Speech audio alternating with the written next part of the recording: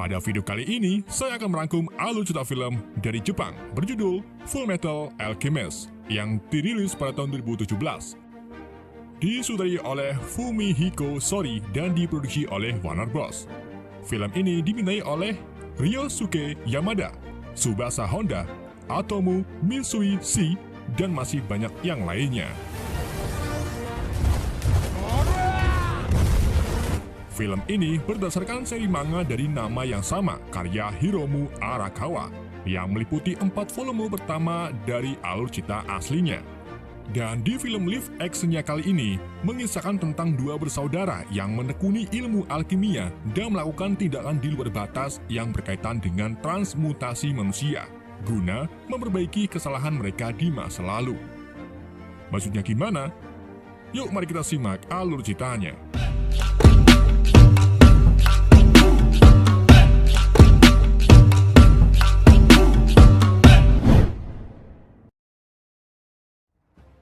Film ini dibuka di negara Amestris, tepatnya di kota pedesaan Resembol, di mana kita diperlihatkan seorang ibu muda bernama Trisha yang sedang ngelerit kumbahan di depan rumah.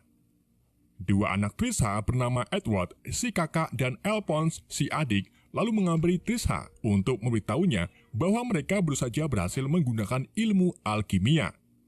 Ilmu alkimia itu sendiri merupakan sebuah ilmu sains yang digunakan untuk mengubah serta memanipulasi suatu materi dengan menggunakan energi alam. Proses mengubah materi ke dalam bentuk lain disebut sebagai transmutasi, dan sebagai manusia biasa harus menggunakan lingkaran transmutasi seperti ini bentuknya. Manusia yang bisa melakukan alkimia disebut alkemis. Di sini paham? Enggak bang? Yaudah. Saat dua bersaudara itu bahagia karena berhasil menggunakan alkimia, tiba-tiba ibu mereka kehilangan kesadaran, dan setelah itu ia meninggal.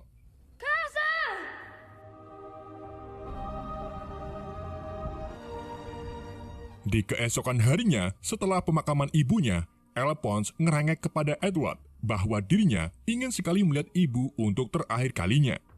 Merasa kasihan, Edward pun berpikiran untuk melakukan transmutasi manusia guna membangkitkan sang ibu. Namun tentu saja itu hal yang tabu, karena jiwa manusia yang telah mati sudah pergi ke alam baka dan tidak bisa dipanggil kembali oleh manusia. Segala jenis transmutasi manusia akan mengalami rebound. Hal ini karena kurangnya zat atau materi yang sesuai untuk ditukarkan dengan jiwa manusia. Jadi bisa saja tubuh kalian akan hilang untuk menggantikan orang yang mati tersebut. Tapi jiwa orang mati itu tidak akan bisa kembali karena sudah di alam baka. Paham? Enggak, Bang? Yaudah. Edward dan Alphonse yang penasaran dengan transmutasi manusia kemudian mulai mempersiapkan bahan-bahan untuk transmutasi manusia. Semua bahan itu tentu saja berkimia, seperti umbel, perasan keringat, air aki, dan DLL. Setelah bahan terpenuhi, mereka mulai melakukan transmutasi, dan Alphonse diutamakan untuk melakukan hal ini karena ia yang ingin sekali bertemu dengan ibunya. Namun, sayangnya reaksi kimia yang mereka campurkan tidak setara, yang menyebabkan kekuatan seperti angin pendel muter menghancurkan rumah mereka dan memisahkan mereka satu sama lain.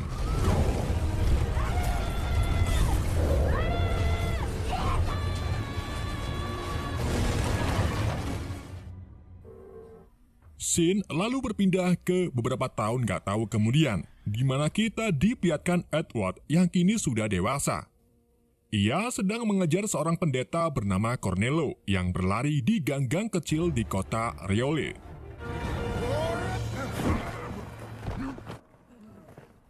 Pendeta itu menggunakan cincin batu bertuah atau batu silfuf yang memiliki kekuatan transmutasi untuk mengubah bangunan menjadi pilar beton guna memperlambat pergerakan Edward.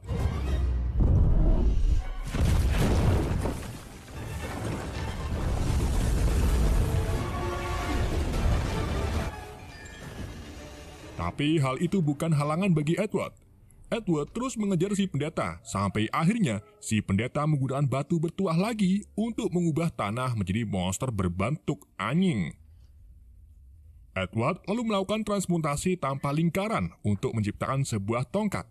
Hal ini membuat si pendeta terkejut karena sudah pasti Edward bukanlah manusia biasa.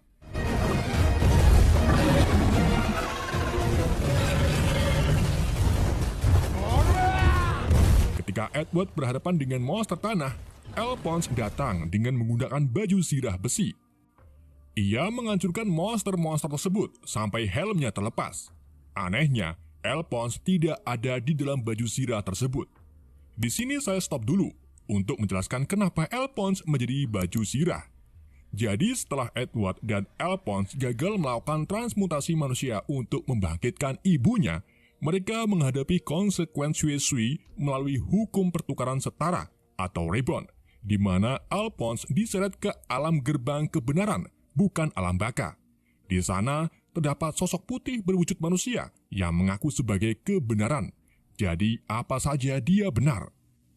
Dialah yang akan menuntun manusia ke dalam gerbang kebenaran. Di dalam gerbang itu terdapat segala jenis pengetahuan tentang alkimia, dunia, dan alam semesta yang akan masuk ke dalam pikiran sang alkemis. Hal ini bisa menyebabkan trauma mendalam bagi mereka yang tidak bisa menahannya.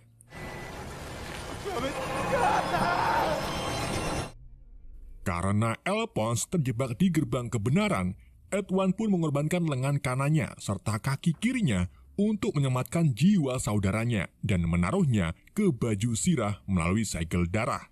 Sedangkan lengan dan kaki Edward yang hilang, ia menggantinya dengan mesin prostetik atau automel. Keduanya memiliki julukan yaitu Full Metal Alchemist.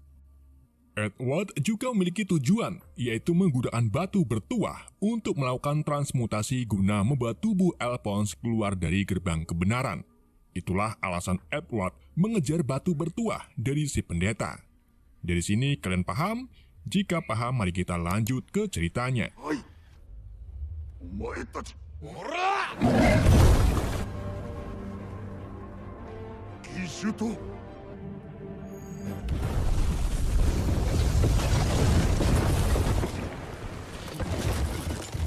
Setelah mengalahkan monster tanah, si pendeta menyandra seorang Kimochi, tapi hal itu berhasil dihentikan oleh Ed. Keduanya adu jotos sampai membuat cincin batu bertuah terlempar dari tangan pendeta. Bersamaan dengan itu, datanglah sekelompok kemiliteran alkemis yang diketuai oleh Kolonel Roy Mustang. Ia mengambil batu bertuah dan menghancurkannya dengan kekuatan flames alkemisnya. Edward pun terkejut, tapi Roy memberitahu Edward bahwa batu bertuah yang asli tidak akan bisa dihancurkan dengan cara apapun. Jadi, batu bertuah milik pendeta itu adalah palsu. Si pendeta kemudian berhasil melarikan diri dari militer. Selagi Edward dibawa ke kantor, Alphonse bertemu teman wanitanya yang bernama Winry. Winry ini teman masa kecil Ed dan Al. Dialah yang menciptakan lengan dan kaki prostetik milik Ed. Edward diinterogasi oleh Kolonel Roy Mustang tentang kehancuran yang sudah Ed buat saat melawan pendeta. Roy juga mengungkapkan bahwa batu bertuah hanyalah mitos, jadi percuma saja Edward mencari kesana kemari. Di saat itu juga, Kapten Harkness dan Jenderal Haruko datang menyambut Edward. Jenderal Haruko lalu menyuruh Kapten Harkness untuk mengizinkan Ed dan Al beristirahat di rumahnya, karena nanti besok mereka akan ditugaskan.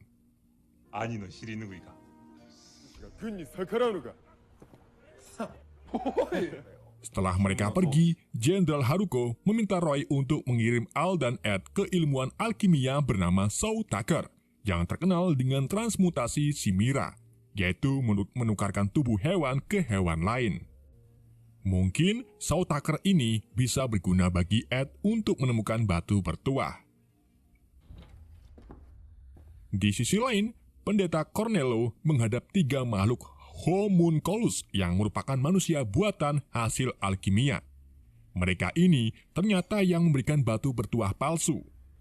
3 homunculus itu melambangkan iblis serta sifat buruk manusia, yaitu nafsu yang berwujud wanita Yamate Kudasai, iri dengki yang berwujud pria kerempeng, dan kerakusan yang berwujud pria gendut. Iri lalu menunjukkan kekuatannya yang bisa berubah bentuk menjadi siapapun, termasuk Cornello. Setelah itu, Nafsu membunuh si Cornello dengan menggunakan kukunya yang bisa memanjang. Kita kembali ke Ed, Al, dan Winry, di mana mereka sedang berada di rumah Harkness untuk makan malam bersama istri Harkness yang sedang hamil.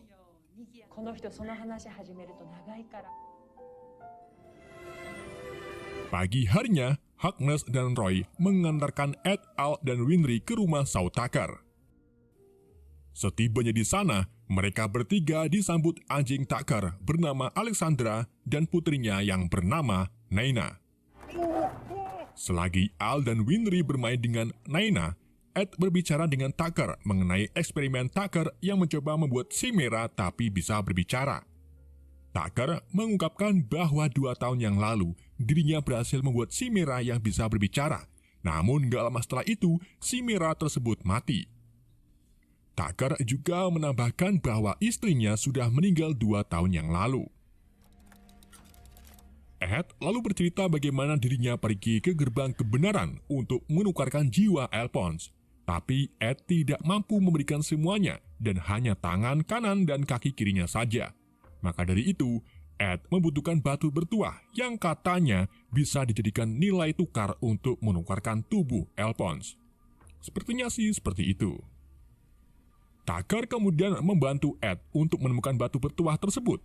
Ia menyuruh Ed pergi menemui seorang dokter yang dulu pernah bekerjasama dengan dirinya, bernama Marco. Mungkin Dr. Marco bisa membantu Ed menemukan batu bertuah itu. Tapi Tucker meminta Ed agar Al tetap tinggal di sini, karena Tucker tertarik untuk meneliti baju zirahnya.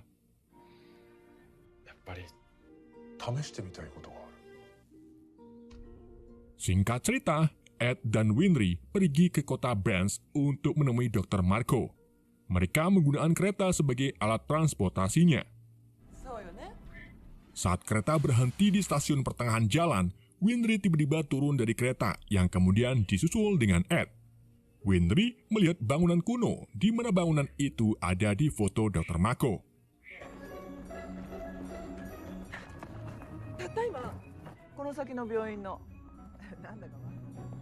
Setelah mencari-cari, mereka akhirnya menemukan rumah Marco. Namun saat mereka masuk, Dr. Marco tiba-tiba menembaki mereka. Untung saja, Ed menggunakan kekuatan alkimianya untuk melumpuhkan Marco.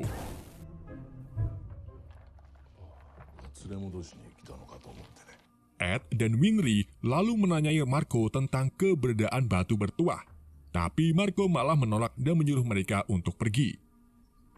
Di saat itu juga, Marco melihat sosok aneh di balik jendela. Ia pun menembak jendela tersebut. Dan ternyata itu si Nafsu. Nafsu membunuh Marco dengan kuku tajamnya, tapi ia tidak membunuh Ed karena Nafsu memiliki sebuah rencana untuk Ed.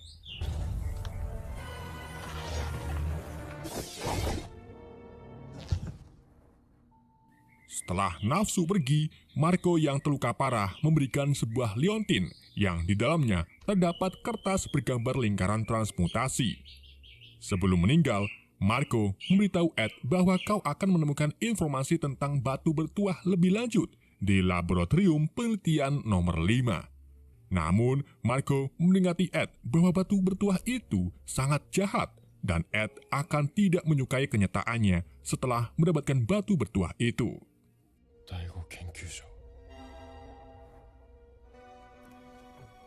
Mengetahui homunculus berbahaya, Winry pun memutuskan untuk kembali ke state militer guna melaporkan hal ini kepada anggota kemiliteran alkemis.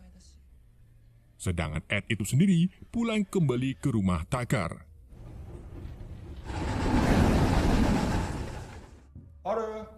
Setibanya di rumah Tucker, Ed menemukan bahwa Tucker berhasil menciptakan Chimera yang bisa berbicara. Chimera itu berbentuk anjing tapi memiliki rambut panjang.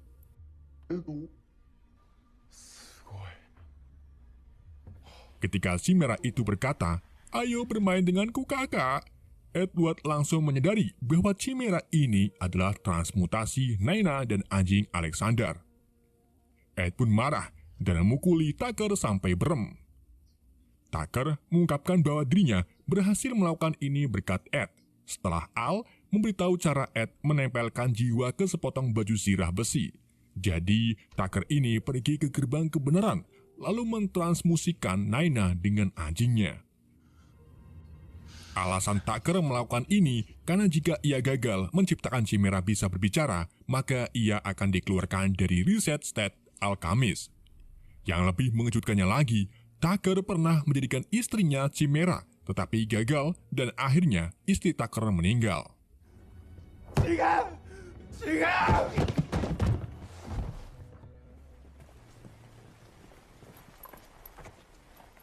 Tucker kemudian ditangkap oleh militer, sedangkan Ed dan Al menyesali tindakannya karena gagal menyelamatkan Naina.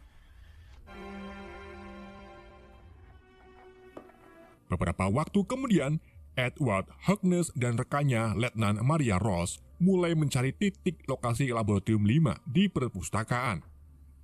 Di saat itu juga, Jenderal Haruko datang membantu pencarian Lab 5 di sebuah peta. Mereka agak kesusahan karena lab di State Alchemist hanya ada 4 lab. Tetapi Haruko tertuju kepada sebuah bangunan bekas penyimpanan barang militer dan menduga kalau gedung itu lab nomor 5. Tanpa pikir panjang, Ed pun pergi ke sana bersama Winry dan Al.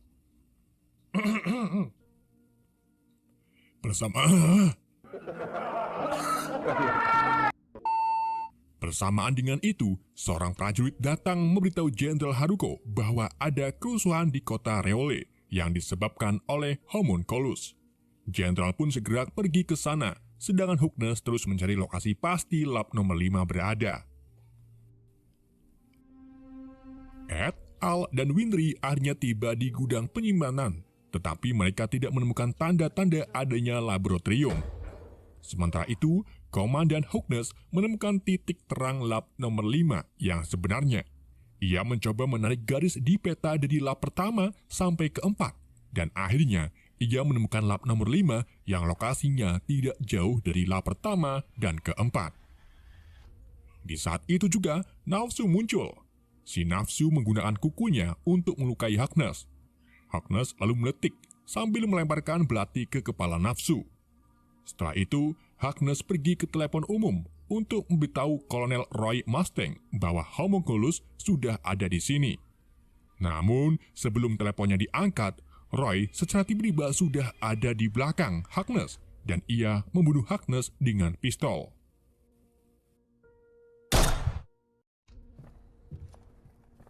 Di sisi lain, beberapa prajurit militer secara tiba-tiba menangkap Ed dan membawanya ke kantor.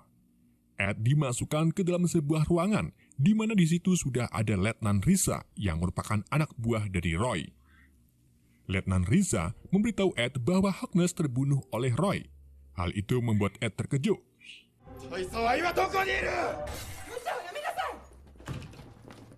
Ed dan Riza lalu melakukan perlawanan kepada penjaga ruangan.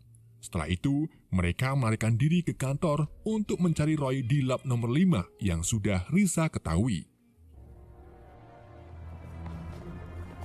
Sementara Roy itu sendiri terlihat sudah ada di halaman lab nomor 5. Ia lalu dihadang oleh Letnan Ross dan anak buahnya yang menuntut Roy untuk menyerahkan diri. Tetapi Roy menolak dan malah ingin membakar Ross dengan flame alkamisnya. Sebelum hal itu terjadi, Ed dan Riza datang menghentikan Roy. Namun, Roy masa bodoh dan segera membakar Ross dengan flame alkamisnya.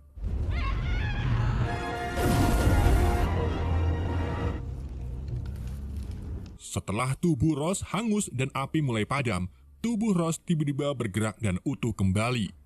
Ia lalu menunjukkan wujud aslinya yang ternyata adalah si Iri. Beberapa saat kemudian, datanglah Nafsu dan Rakus. Di sini, Iri merubah wujudnya menjadi Roy Mustang yang membuat Roy, Ed, dan Riza terkejut. Ternyata yang membunuh Kolonel Harkness adalah Iri, bukan Roy yang asli. Nafsu kemudian melukai Roy. Setelah itu, ia dan kelompoknya pergi. Roy meminta Ed mengejar mereka. Tapi saat Ed mengejar ke sebuah lorong, Ed malah masuk ke sebuah ruangan yang ternyata itu adalah lap nomor 5.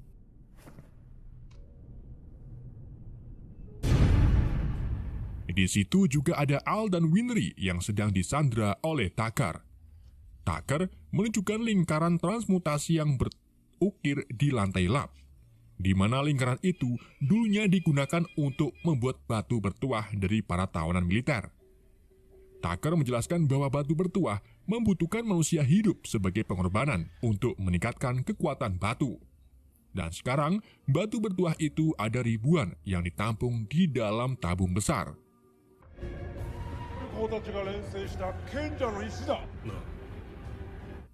Saat Tucker hendak membunuh Ed, tiba-tiba Tucker ditusuk oleh nafsu sampai meninggal. Setelah itu, datanglah Risa dan Roy yang kemudian disusul dengan Jenderal Haruko dari pintu lain. Jenderal Haruko mengungkapkan bahwa dirinya adalah dalang di balik semua ini. Ia juga mengendalikan dan menciptakan homunculus. Gak cuma itu, Jenderal Haruko juga sengaja membuat batu bertuah untuk menghidupkan ribuan makhluk buatan mirip zombie yang akan Haruko gunakan sebagai tentaranya. Haruko lalu menyalurkan ribuan batu bertuah ke kepala zombie dan secara langsung menghidupkan mereka semua.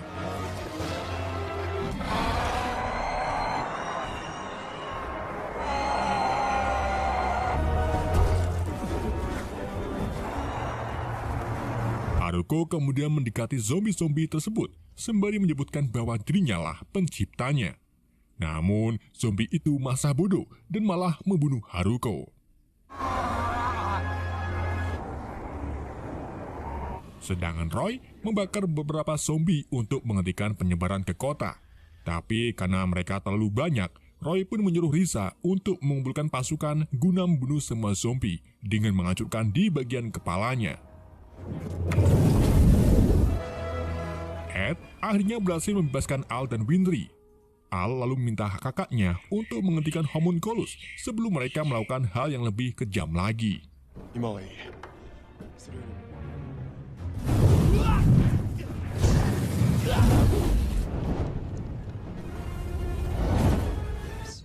Roy dan Ed kemudian bersatu untuk mengalahkan nafsu dan iri. Di sini, nafsu melakukan kesalahan, di mana ia malah menunjukkan batu bertuah yang ada di dalam tubuhnya. Itulah mengapa nafsu susah dibunuh alias abadi. Begitu juga dengan iri. Namun, selama pertarungan mereka, Ed menyadari bahwa keabadian iri mulai memudar, di mana luka bakar di tubuhnya tidak sembuh-sembuh. Artinya, keabadian mereka bisa habis. Roy pun mengambil kesempatan ini dengan membakar iri sampai akhirnya iri benar-benar mati.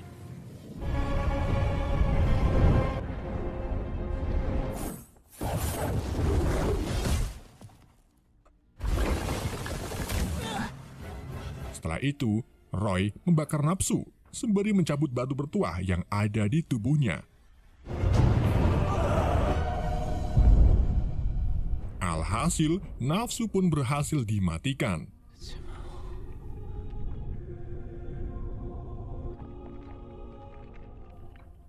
Sementara itu, Risa dan pasukannya menembaki ribuan kepala para zombie dan berhasil menghancurkan mereka tanpa sisa.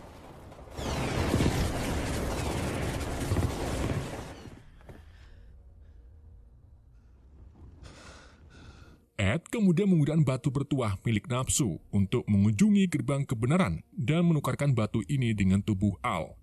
Namun saat hendak COD, sosok kebenaran malah menawarkan tubuh Al yang sangat kurus. Ed pun tidak jadi menukarkannya karena ia tidak bisa menggunakan kehidupan manusia lain untuk membawa adiknya kembali. Dan Ed berjanji akan menemukan cara lain untuk membawa Al kembali. Maksudnya mana, Bang? Di atap genteng, Rakus yang masih hidup ketakutan setelah kedua anggotanya mati terbunuh. Ia pun pergi untuk mencari teman baru. Di adegan akhir kredit, kita diperlihatkan makhluk kecil seperti kadal kalincet keluar dari tubuh iri, dan setelah itu si kadal lari ke arah sana. Film pun berakhir. Itulah alur cerita film Full Metal Alchemist. Semoga kalian terhibur dengan alur cerita yang saya bawakan. Jika ada yang kurang dalam penyampaian, kalian bisa tulis di kolom komentar. Sekian dari saya, sampai jumpa di video berikutnya.